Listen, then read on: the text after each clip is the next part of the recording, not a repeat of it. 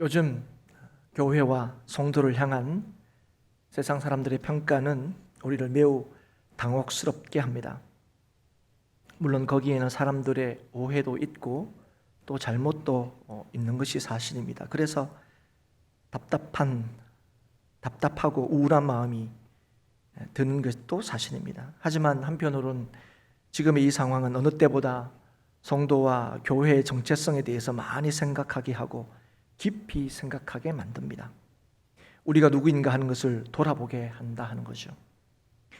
지금은 여기저기에서 들려오는 소리에 우울해하고 또 속상해하기보다는 우리를 교회와 성도로 부르신 하나님의 뜻을 분명히 확인해야 할 때입니다. 우리가 누구인가, 우리에게 맡기신 사명이 무엇인가 하는 것을 더욱 분명히 알아야 할 때입니다. 그럴 때 우리는 성도다울 수 있고 교회다울 수 있고 이 땅에 참 평안과 소망을 전할 수 있게 될 것입니다. 단순히 우리에 대한 세상의 부정적인 평가와 이미지를 바꾸는 것이 아니라 이 땅을 새롭게 하시는 하나님을 온전히 증거하는 성도와 교회의 사명을 감당할 수 있게 될 것입니다. 오늘 우리가 읽은 말씀은 우리가 흔히 선한 사마리아인의 비유라고 부르는 예수님의 가르침입니다. 비유의 내용은 어떤 사람이 예루살렘에서 여리고로 내려가다가 강도를 만나서 거의 죽게 되었는데 마침 한 제사장이 거기를 가다가 그를 보고 피하여 지나가고 또 한 레위인도 강도 만난 자를 보았지만 피하여 갔습니다. 그런데 여행 중이었던 한 사마리아 사람은 그를 보고 불쌍히 여겨서 구해 주었다 하는 것입니다. 이 비유를 통해서 우리가 얻는 교훈이 있습니다. 이 얘기만 들어도 이 이야기가 주는 교훈이 무엇이겠구나 하는 나름의 교훈이 분명히 있습니다. 하지만 이 비유는 예수님의 말씀, 예수님의 가르침의 일부분입니다. 이 비유가 어떤 상황에서 누구에게 주어졌는지, 왜 이 비유를 가르치시는지에 대한 전체적인 것을 살펴야 한다는 거예요. 그걸 살필 때 우리는 이 가르침의 뜻을 분명히 알게 될 거다 하는 것입니다. 다시 말하면 예수님께서 이 비유의 말씀, 이 가르침을 통하여 우리에게 주시고자 하시는 예수님의 뜻, 예수님의 교훈이 있다 하는 것입니다. 이 시간 주시는 말씀에 우리의 눈과 귀를 집중해서 주님께서 오늘 우리에게 주시는 주의 뜻을 깨닫는 귀한 시간이 될 수 있기를 바랍니다. 이 예수님의 가르침은 율법교사가 예수님께 질문한 데에서 시작이 됩니다. 그의 질문이 이것이었습니다. 선생님, 내가 무엇을 해야 영생을 얻으리까 하는 겁니다. 우리는 이 질문을 너무 쉽게 이해합니다. 율법교사니까 뭘 해야 영생을 얻을 수 있다고 생각했구나, 그렇게 우리가 생각할 수 있는데, 사실 이 율법교사의 질문에 영생을 얻으리까 할 때 이 얻으리까로 해석된 헬라어 클레오노메오는 상속하다는 뜻을 가지고 있습니다. 그러니까 선생님, 내가 뭘 해야 영생을 상속받을 수 있습니까? 이런 질문이라는 거예요.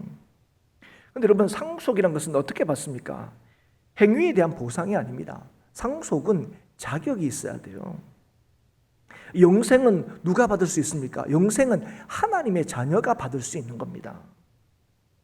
옆집이 아무리 부자라도 그 옆집의 재산을 내가 상속받을 수 없는 것처럼 어떤 행동으로 영생을 상속받을 수 없다는 것은 오늘 이 율법교사의 질문에 우리가 이미 속해 있다는 걸 우리가 알아야 합니다. 그래서 이 질문은 어떤 행동을 해야 영생을 얻을 수 있습니까? 어떤 행동이 영생을 얻을 수 있게 합니까? 하는 것을 묻는 게 아닙니다.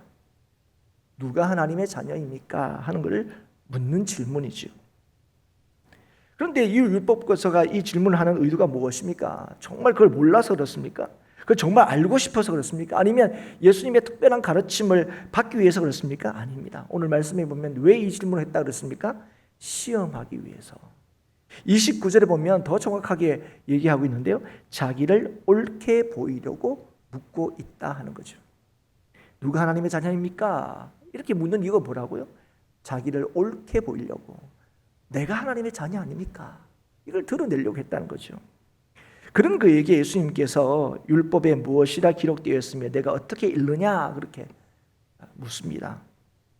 이건 이런 거죠. 율법에는 그러면 하나님의 자녀는 어떤 사람이라고 기록하고 있느냐 이렇게 물으신 겁니다. 그런 율법 교사답게 율법을 잘 요약해서 답합니다. 27절 말씀이죠. 대답하여 이르되 내 마음을 다하며 목숨을 다하며 힘을 다하며 뜻을 다하여 주 너의 하나님을 사랑하고 또한 내 이웃을 내 자신과 같이 사랑하라 하였나이다. 이에 대해서 예수님께서는 아주 긍정적이고 우호적으로 반응하셨습니다. 내 대답이 옳도다. 이를 행하라. 그러면 살리라. 예수님은 율법을 폐하러 오신 분이 아니라 율법을 완전하게 하시기 위하여 오셨습니다. 그 예수님께서 이 율법 교사의 답을 인정하셨어요. 영생을 상속받는 사람은 하나님을 사랑하고 이웃을 사랑하는 사람이다 하는 것을 확인시켜주고 계시는 겁니다. 그런데 이 대답을 들은 율법 교사가 질문하는 거죠. 그러면 내 이웃은 누굽니까? 이 질문을 왜 했다고요? 앞에 똑같은 거죠. 이 질문을 왜 합니까? 자기를 옳게 보이려고. 자신은 하나님을 사랑하고 이웃을 사랑하는 자다 하는 걸 드러내기 위해서라는 거예요. 그렇게 질문하는, 그걸 위해서 예수님께 찾아온 이 율법 교사에게 예수님께서 선한 사마리아 이야기를 들려주시는 거예요. 하나님의 자녀로 충분히 자신은 자격이 있고 하나님의 자녀로 충분히 자신이 의롭다 하는 것을 드러내고 있는 이 율법 교사에게 내가 하나님의 자녀가 아니면 내가 영생을 상속받는 자가 아니면 누가 하나님의 자녀고 누가 영생을 상속받는 자이겠습니까? 하는 걸 드러내는 거죠. 그런 율법 교사에게 예수님께서 들려주시는 이야기는 사실 율법 교사의 입장에서는 굉장히 충격에 가깝습니다. 어쩌면 율법 교사와 같은 입장에 있는 사람들은 굉장히 이 이야기를 들을 때 충격을 받았을 것입니다. 예루살렘에서 여리고로 내려가는 한 사람이 있었다 합니다. 이 사람의 이동 경로를 보면 유대인일 가능성이 아주 큰 한 사람입니다. 근데 그 사람이 예루살렘에서 여리고로 내려가다가 강도를 만나게 되고 있던 거 다 빼앗기고 거의 죽게 되었다는 거죠. 이런 얘기를 듣고 있느라면 누구나 안타까움을 느끼고 어떡하나 내가 도울 수 있으면 돕고 싶다 하는 마음이 다 들 것입니다. 그런데 예수님의 이야기가 이어지고 있죠. 그런데 마침 제사장이 그곳을 지나가고 있었다 말씀하시는 거예요. 그 이야기를 들을 때 누구나 안심했을 것입니다. 하나님을 가까이 섬기며 하나님 뜻을 보여주는 제사장은 강도 만난 자를 분명히 도울 것이 틀림없어 보였기 때문에 그렇습니다. 율법 교사 입장에서는 더 그랬을 겁니다. 다행이다.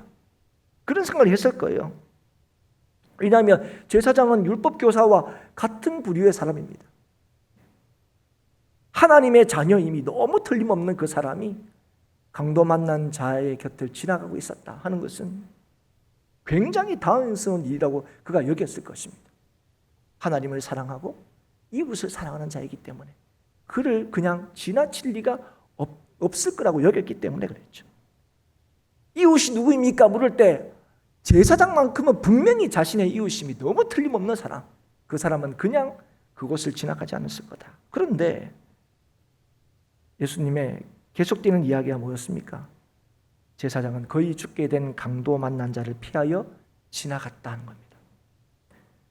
도무지 이해할 수 없는 상황에 아마 율법 교사는 놀라고 있었을 겁니다. 아니, 이 이야기를 듣는 모든 유대인들, 나는 하나님의 자녀라고 확신했던 사람들은 아마 놀라고 있었을 겁니다. 그럴 때에 레위인이 그곳을 또 지나가게 되었다는 얘기를 듣게 됩니다. 그 얘기를 들으면서 레위인이라면 다행이다. 아마 그렇게 또 생각을 했을 겁니다. 성전에서 제사를 돕는 레위인이 그를 그냥 지나칠 리가 없을 거라고 생각했기 때문에 그랬을 거예요. 그러나 예수님의 곧 이은 이야기는 뭐였습니까? 그 레위인도 피하여 지나갔다는 거예요. 우리는 일반적으로 어떤 신분과 지위에 대한 기대치가 다 있습니다. 우리를 실망시키는 어떤 지위나 신분이 있습니다. 부모도 그런 부모가 혹 있고요. 자식도 그런 자식들이 있다는 걸 우리가 가끔씩 듣습니다. 교사도 그럴 수 있죠. 그러나 우리가 이런 얘기를 합니다. 부모가 어떻게 그럴 수가 있어요? 자식이 어떻게 그럴 수가 있어? 아니, 교사가 어떻게 그럴 수가 있어? 이렇게 말하는 이유가 무엇입니까? 이들에 대하여 일반적으로 가지는 우리의 기대치가 있기 때문에 그렇습니다. 기대치. 그 사람들은 그러면 안 된다는 거예요. 제사장과 레위인들이 당시에 그렇습니다. 그 사람들은 그 당시에 많은 사람들의 그 높은 기대치가 있었습니다. 그래서 절대적으로 도움이 필요한 강도만한 자를 지나친 사람이 제사장이고 레위인이다 이렇게 했을 때 이건 쉽게 받아들일 수 있는 이야기가 아닙니다. 어떻게 그 사람들이 그랬을까? 이 이야기를 듣고 있는 율법교사가 충분히 이렇게 반응할 수도 있습니다. 아니, 제사장과 레위인이 그냥 지나쳤다고요? 아니, 아무리 이야기지만 너무 지나치지 않습니까? 아니, 그 사람들은 절대로 그런 사람들이 아니에요. 왜 그런 말도 안 되는 얘기를 예수님 하십니까? 이런 반응을 불러일으킬 수 있는 그런 이야기라는 거예요. 그런데 놀랍게도 율법교사는 이런 반응을 오늘 이 말씀을 보면 보이고 있지 않습니다. 왜 그랬을까? 왜 지나쳤을까? 왜 지나칠 수밖에 없었는지가 아마 그들은 짐작이 되어서 그랬을 것입니다. 처음에 제사장이 지나쳤다 했을 때는 아주 의아했을 겁니다. 그런데 레위인도 지나쳤다 했을 때 율법교사는 아마 레위기 12장 1, 2절 말씀이 떠올랐을 것입니다. 제사장은 죽은 자를 만질 수 없다는 규정, 그리고 만졌을 경우에는 7일 동안 부정하여서 제사할 수 없다는 민수기 19장의 말씀이 기억났을 것입니다. 예수님이 말씀하셨죠. 강도를 만나서 모두 빼앗기고 거의 죽게 되었다. 그랬다면 아마 제사장과 레위인들은 그들을 피하여 지나간 이유가 아마도 죽은 시체를 만지면 부정하여서 제사할 수 없었기 때문에 아마 그랬을 거다 짐작했을 것입니다. 그들의 입장이 전혀 이해하지 못하는 건 아니었다는 거죠. 그러나 이 이야기를 듣고 있는 율법교사의 입장에서는 그들의 입장이 이해는 되었지만, 그러나 누가 보더라도 도움을 주어야 하는, 또 도움을 줄 수 있다고 여기는 제사장과 레위인이 그렇게 하지 못했다는 이야기를 듣고 굉장히 안타까워했을 것입니다. 그리고 강도 만난 사람은 정작 누구나 그 사람들은 도울 거야 했는데 정작 강도 만난 이웃은 그 사람들의 도움을 얻지 못했습니다. 놀라움과 안타까움으로 이야기를 듣던 율법교사는 이후에 더 놀라운 이야기를 듣게 됩니다. 그것은 다른 게 아니라 그곳을 지나던 한 사마리아인이 그곳을 지나다가 강도 만난 자를 도왔다는 얘기입니다. 우리는 이게 무슨 놀라운 얘기냐? 그럴 수 있는 거지. 사마리아인은 사람 아닌가? 이런 생각이 들 수 있지만 이 율법교사의 입장에서, 유대인의 입장에서는 이건 굉장히 놀라운 이야기였습니다. 왜냐하면 사마리아인이 지나가고 있었다 할 때는 제사장과 또 레위인에게 가졌던 기대치가 그들에게는 그에게는 없었습니다. 사마리아인은 그냥 지나갔을 거다. 왜냐하면 유대인과 사마리아는 여러분 원수 같은 사이가 아니었습니까? 특별히 이 유대인은 이 사마리아를 얼마나 업신이 여겼습니까? 그들을 개라고 부르기를 서슴지 않았습니다. 그러니 그 사마리아인이 강도 만난 유대인을 도울 가능성은 거의 없어 보인다는 거죠. 그냥 지나갔을 거다. 그에게 사마리아 사람이 지나가고 있었다 할 때 아이고 그 사람은 결국 목숨을 잃겠구나, 아무 도움도 못 받겠구나, 이런 생각을 할 즈음에 예수님의 말씀이 뭐였습니까? 그를 불쌍히 여겨 가까이 가서 상처를 치료하고 주먹으로까지 데려가서 돌보아 주었다 하는 것입니다. 예수님께서 이 비유를 쭉 들려주시면서 이렇게 질문합니다. 이 세 사람 중 누가 강도 만난 자의 이웃이 되겠느냐 물으십니다. 이에 대한 율법교사의 답이 무엇입니까? 사마리아인입니다가 아닙니다. 자비를 베푼 자니이다. 이에 대한 예수님의 말씀은 가서 너도 이와 같이 하라 하는 겁니다. 사랑하는 여러분, 지금 이 강도 만난 자의 이웃이 누굽니까? 사마리아인이죠. 그래서 예수님의 이 직접적인 얘기는 뭐냐면 너도 이와 같이 하라 할 때는 너도 내 이웃인 이 사마리아 사람을 사랑하라는 겁니다.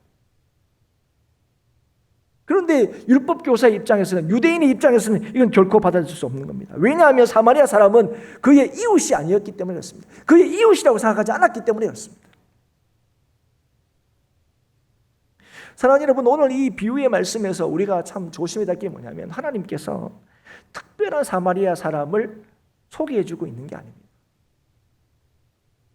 이 사마리아 사람이 영원한 생명을 얻은 사람이다, 이런 얘기를 하고 싶은 게 아닌가요? 여러분, 이 비유를 누구에게 들려주고 있느냐를 여러분 잘 아셔야 됩니다. 이 비유는 누구에게 하고 있는 겁니까? 사마리아 사람들 들으라고 하는 게 아닙니다. 나는 하나님의 자녀임이 너무나 틀림없다고, 나는 하나님의 말씀대로 잘 살고 있다고 믿는 율법 교사에게, 또 율법 교사와 같은 이웃들인 이 제사장과 레위인들에게, 유대인들에게 예수님께서 들려주시는 이야기라는 겁니다. 그들에게 뭘 보여주는 겁니까? 진실로 영생을 약속받은 자의 모습이 어떠한 모습인지를 보여주는 거예요. 그리고 어떻게 이 일이 가능한지를 보여주는 겁니다. 제사장과 레위인은 강도 만난 자를 피하여 지나갔습니다. 그런데 사마리아 사람은 그를 보고 불쌍히 여겼습니다. 여러분, 여기서 불쌍히 여기다라고 번역된 스플랑크니소마이라는 이 단어는요, 공감복음에만 등장하는 표현입니다. 이 단어는 이 공감복음에서 두 가지로 쓰입니다. 어떨 때 쓰냐면, 하나는 예수님께서 보이신 태도를 표현할 때 쓰입니다. 특별히 예수님께서 불쌍히 여기신다 할 때 다 이 단어가 쓰입니다. 누가복음에서도 독자를 잃은 과부에 대한 주의 마음을 표현할 때 사용합니다. 누가복음 7장 13절에 보면 주께서 과부를 보시고 불쌍히 여기사 울지 말라 하시고, 그러니까 예수님이 불쌍히 여기실 때 할 때 이 단어를 사용합니다. 그리고 또 언제 또 이 단어가 사용되냐면, 비유, 공감복음의 비유가 여러 가지 등장하지 않습니까? 이 비유에서 하나님의 마음을 대변할 때 사용합니다. 그러니까 누가복음에서는 15장에 사용되고 있는데요, 재산을 탕진한 둘째 아들에 대한 아버지의 마음을 표현할 때 이 단어가 쓰입니다. 이에 일어나서 아버지께로 돌아가니라. 아직도 거리가 먼데 아버지가 그를 보고 측은히 여겨 달려가 목을 안고 입을 맞추니. 그래서 이 단어, 불쌍히 여기다 하는 이 단어는요, 다른 데서는 쓰이지 않습니다. 그러니까 유일하게 다른 데 쓰였다 하면 바로 여기인 거예요. 사마리아인이 이 강도 만난 자를 불쌍히 여겼다 하는 거예요. 이 단어는 다 언제만 쓰였다고요? 예수님이 불쌍히 여겼다 할 때, 그리고 비유에서 하나님을 비유한 그 주인이나 아버지의 마음을 대변할 때 이 단어가 쓰였다는 거예요. 불쌍히 여겼다, 측은히 여겼다, 이 단어만 쓰였다는 거예요. 그래서 사랑하는 여러분, 오늘 이 사마리아 사람이 그를 보고 불쌍히 여겼다 하는 것은 단순히 강도 만난 자를 불쌍히 여겼다는 인간적인 반응이나 감정을 나타내는 게 아닙니다. 여러분, 이 유대인들은, 직접적으로 이 율법 교사는 이야기를 할 때, 사마리아인이 그럴 리가 있나요? 사마리아인은 그럴 리가 없어요. 제사장하고 그 레위인도 그냥 지나가는데, 그 사람들은 그냥 지나갈 수 있는 거 아닙니까? 그 입장도 이해해줘야죠. 우리가 얘기할 수도 있지만, 사마리아는 절대로 그럴 리가 없다는 거예요. 그런데 사마리아인이 그를 불쌍히 여길 때 쓰는 단어가 무슨 단어라고요? 예수님에게 해당되는, 그리고 비유에서 하나님에게 해당되는 그 단어를 쓰고 있다는 거예요. 이 말이 뭡니까? 그가 어떤 인간적인 휴머니즘적인 그런 마음을 가졌다, 이 얘기를 하고 싶은 게 아니에요. 주의 마음을 품었다는 것입니다. 여러분, 누가 선한 사마리아인이 될 수 있냐는 거예요. 여러분, 이 얘기를 누구한테 한다고요? 하나님의 백성인 사람들에게 하는 거예요. 자신이 하나님의 백성이라고 자부하는 사람들에게 얘기하는 거예요. 하나님을 사랑하고 이웃을 사랑하는 거 누가 할 수 있냐는 거예요. 주의 마음을 품은 사람들이 할 수 있다고요. 주를 믿는 믿음을 가진 사람들이 진정으로 도움이 필요한 자에게 이웃이 될 수 있다는 겁니다. 누가 하나님을 믿는 사람이냐? 하나님을 사랑하고 이웃을 사랑하는 거예요. 어려움을 당한 자들에게 정말 이웃이 되는 사람, 누가 그럴 수 있느냐? 주의 마음을 품는 사람이라는 거예요. 하나님을 진실로 믿는 사람이라는 거예요. 너도 이와 같이 행하라. 주님의 이 말씀은 진실로 하나님을 사랑하고 이웃을 사랑하는 사람이 영생을 상속받은 사람 맞다는 거예요. 그래서 여러분, 진실로 예배가 중요한 사람, 여러분, 예배가 누가 예배를 중요하게 여깁니까? 하나님으로부터 영생을 상속받았다고 믿는 사람들한테 예배가 굉장히 중요한 거죠. 그런데 예배가 중요한 사람은 어떤 사람인가 하는 것을 오늘 이 비유의 말씀이 우리에게 보여주고 있다는 거예요. 누구보다도 하나님을 잘 알고 또 가까이에서 섬긴 제사장과 레위인이 강도 만난 자에게 도움을 주지 못했던 가장 주요한 이유가 성전 제사와 관련되어 있다는 것은 과도한 추측이나 무리한 이해가 결코 아닙니다. 제사장과 레위인 두 부류를 이해하는 것은 충분히 이것을 의도했을 것이고, 그래서 율법 교사도 이에 대해서 별다른 이의를 제기하고 있지 않습니다. 여러분, 그래서 이 비유의 말씀은 진실로 천국을 소망하고 믿는 자들, 나는 하나님의 백성이다, 하나님의 자녀다 라고 믿는 사람들이 어떻게 이 땅에 드러나야 하는지를 보여줍니다. 여러분, 이것은 행위의 문제가 아닙니다. 이것은 중심의 문제입니다. 예배냐 선행이냐 둘 중에 하나를 선택하는 문제가 아닙니다. 무엇이 더 중요하냐 이걸 묻는 게 아닌 거죠. 제사보다 순종이 낫다 이럴 때 제사가 중요하냐 순종이 중요하냐 이걸 묻는 게 아니라는 걸 우리가 이미 잘 알고 있지 않습니까? 주님께서 이 비유의 말씀을 들려주시는 이유가 뭡니까? 진실로 하나님을 믿는 자는 어떤 자인가 하는 것입니다. 이 말씀은 영생을 상속받은 예수님을 믿는 자는 어떤 이웃이어야 하는가를 보여줍니다. 어떤 이웃이어야 되는 겁니까? 자비를 베푸는 자여야 한다는 것입니다. 하나님의 마음으로 주님의 시선으로 이웃을 볼 수 있는 자여야 한다는 것입니다. 예수님께서 성전에서 장사하는 자를 쫓아내셨다는 것을 여러분 다 기억하실 것입니다. 예수님께서는 장사하는 자들 다 쫓아내셨습니다. 심지어는 채찍까지 만드셔서 그들을 다 쫓아내셨습니다. 쫓겨난 사람들의 입장에서는 예배를 방해한 것입니다. 예배를 못하도록 한 것입니다. 그런데 누가 그렇게 하셨다고요? 예수님께서 그렇게 하셨습니다. 왜 그렇게 하셨습니까? 성전이 만민의 기도하는 집이라는 것을 알리게 하시기 위해서 그렇습니다. 이 성전의 역할을 제대로 하게 하시기 위해서인 거예요. 그들은 다 예배하기 위해서 거기 모였다고 합니다. 다 예배하기 위해서, 예배를 돕기 위해서 다 그렇게 한다고 그들은 생각했을 겁니다. 그런 것들을 예수님께서 다 쫓아내셨다는 거죠. 사랑하는 여러분, 성도는 예수님을 믿음으로 이 땅에서 잘 살고 복을 누리는 것으로 전혀 충분하지 않은 사람들입니다. 무슨 말입니까? 예수 믿어서 이 땅에서 잘 살고 이 땅에서 안전하고 이 땅에서 복을 누리려고 산 사람들이 아니라는 것입니다. 왜 그렇습니까? 이 땅은 우리가 영원토록 살 곳이 아니기 때문에 그렇습니다. 그러면 이 땅은 어떤 곳입니까? 우리가 영원한 것을 따라 산다는 것을 확인하고 그것을 아직도 알지 못하는 자에게 전하기 위하여 있는 곳이 바로 이 땅입니다. 진실로 우리가 믿는 예수님이 영원토록 우리를 살리시는 분이시라는 사실을 보여주는 것이 바로 우리가 사는 이 땅이라는 거죠. 주님만이 우리의 구주가 되신다는 것, 주님만이 이 땅의 구원주가 되신다는 것을 증명하는 곳이 바로 우리가 사는 이 세상입니다. 우리에게 약속하신 영원한 천국, 영생을 확신하고 확인하는 곳이 바로 이 땅이라는 것입니다. 참 소망은 단순히 내일에 대하여 약속하는 것이 아닙니다. 참 소망은 영혼을 약속하고 영혼을 약속하기 때문에 오늘을 힘있게 살아있게 합니다. 숨막히는 현실에서도 숨쉬게 하고 답답한 삶의 정황에서도 가슴 뛰게 하는 것이 참 소망의 특징인 거죠. 그래서 주 안에서 감사와 기쁨이 넘친다고 하나님께서 약속하셨고 그 빛이 세상에 전하는 것입니다. 그래서 주님께서 우리에게 뭐라고 말씀하셨습니까? 자신을 따르는 자들에게 뭐라고 말씀하셨습니까? 너희는 세상의 빛과 소금이라고 말씀하시는 거예요. 세상의 어둠을 밝히는 존재고 부패하는 이 세상의 부패를 막는 존재라고 말씀하시는 거예요. 아니, 부패를 막는 정도를 지나서 이 세상을 정말 만나게 하는 존재가 바로 예수님을 따르는 자들이라고 주님께서 친히 가르쳐 주셨습니다. 세상의 빛과 소금이 되는 것, 바로 하나님을 사랑하고 이웃을 사랑하는 것으로 이루어지고 드러나는 것입니다.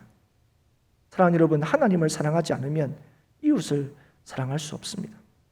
이웃을 사랑하지 않으면서 하나님을 사랑한다고 말할 수 없습니다. 사랑하는 여러분, 오늘 우리는 무엇으로 하나님의 자녀답게 천국을 약속받은 자답게 살고 있다고 주장하며 또 그것을 증명하고 있습니까? 영생을 약속받은 자는 예수님의 마음으로 오늘도 이웃에게 자비를 베풀며 삽니다. 하나님을 참으로 예배하는 자는 이웃에게 도움을 주는 자이고 이웃을 살리는 자라는 사실을 오늘도 이 아침에 기억할 수 있기를 주의 이름으로 축복합니다. 주의 능력으로, 오늘도 주의 주시는 믿음으로, 주의 마음으로 이웃을 살리는 우리 행복한 교회와 행복한 교회 성도가 될 수 있기를 바랍니다. 이웃을 살리기 위하여 기꺼이 자신을 내어놓는 자는 주님과 함께 사는, 주님께서 살리시는 놀라운 역사를 경험하게 될 것입니다. 사랑하는 여러분, 오늘 우리가 누구인지 잊지 마십시오. 오늘도 하나님께서는 교회와 성도를 통하여 이웃을 살리고 이 땅을 살리십니다. 우리를 살리시는, 또 우리를 통하여 이 땅을 살리시는 주님의 그 놀라운 역사하심을 오늘도 기대하는 저와 여러분이 될 수 있기를 주의 이름으로 축복하고, 하나님이 이 놀라우신 역사를 오늘도 믿는 주의 백성, 주의 교회와 성도를 통하여 이루신다는 사실을 깨달아서 오늘도 주께서 맡기신 이 사명을 감당하는, 살리는 사명을 감당하는, 화목케 하는 사명을 감당하는 우리 행복한 교회와 이 땅의 교회가 될 수 있기를 주의 이름으로 축복합니다. 오늘 우리가 무엇으로 우리의 하나님 자녀됨을 확신하고 증명하고 있습니까?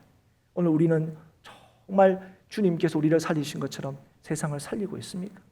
하나님의 방식으로, 주님의 방식으로 세상을 살리고 있습니까? 십자가의 길만이 이 땅을 살리는 유일한 길이라는 사실을 믿고 있습니까?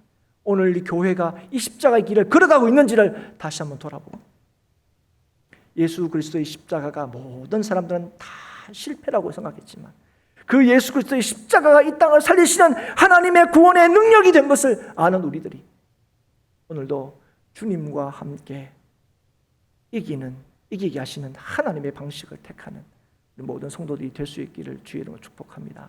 어려운 이때에, 참 우울하고 때로는 속상한 이때에, 그러나 오늘 여전히 하나님이 우리 하나님이시다는 사실을 여러분 깨닫고 주의 주시는 믿음으로 우리를 통하여 이 땅을 살리시는 하나님의 놀라우신 역사하심을 오늘도 기대하고 기도하며 준비하는 우리 행복한 교회 성도들이 될 수 있기를 다시 한번 주의 이름으로 축복합니다.